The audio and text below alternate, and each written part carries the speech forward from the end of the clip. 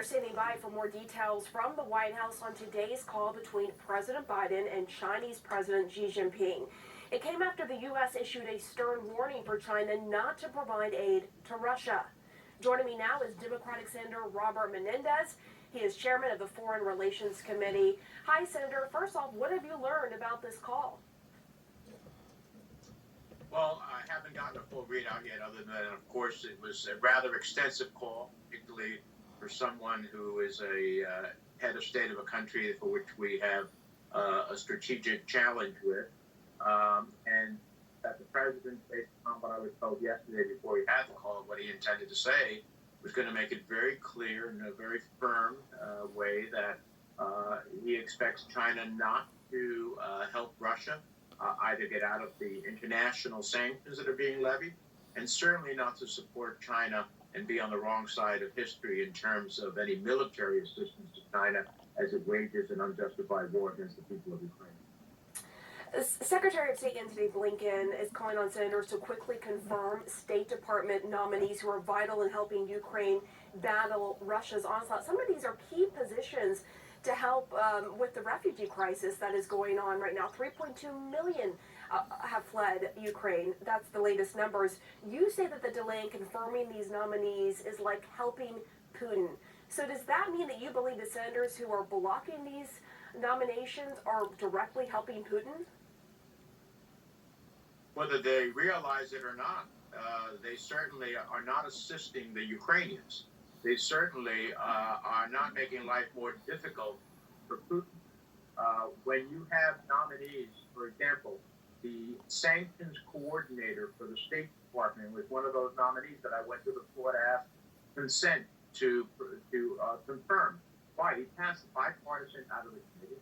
And don't we want the sanctions coordinator as our strongest weapon against Putin and his economy and his unjust war to be on site working? Don't we want the assistant secretary for refugees and migration when we've had, as you pointed out, 3.2 million Ukrainian refugees and probably more to be added to that dynamic? Don't we want the assistant administrator for Europe from USAID that could help with the assistance to deal with the migration, the forced migration out of Ukraine?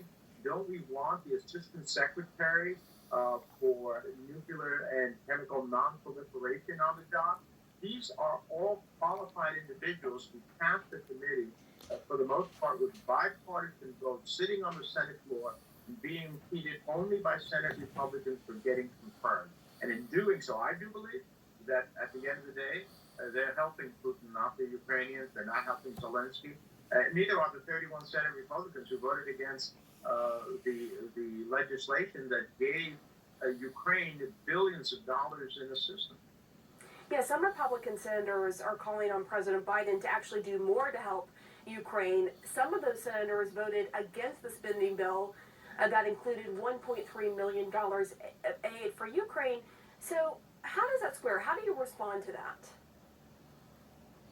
Well, it is the height of hypocrisy. But worse than that, it is one thing to stand and give a standing ovation to President Zelensky in his address, which he certainly deserved.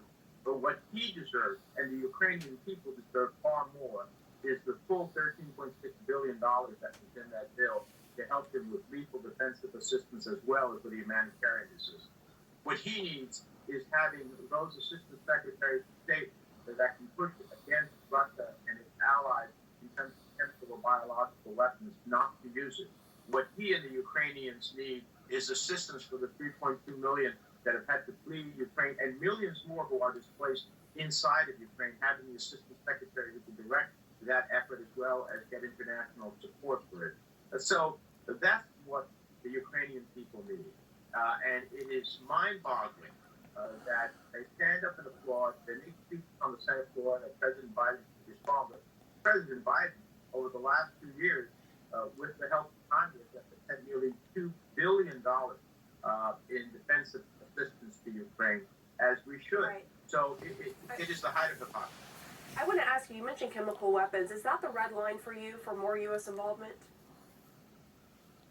Well, look, the dynamics, I don't create arbitrary red lines. I've learned over 30 years not to do that, but I will say that the use of chemical weapons or the use of a tactical nuclear weapon changes the dynamic of this conflict.